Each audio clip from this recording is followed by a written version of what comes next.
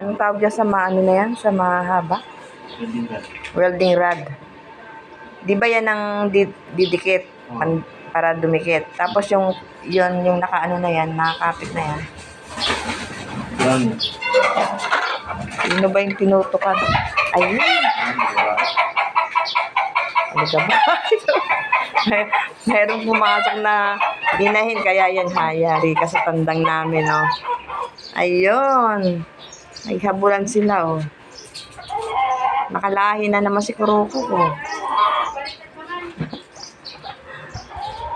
Ayan na, guys. Oh, diba? Ganyan.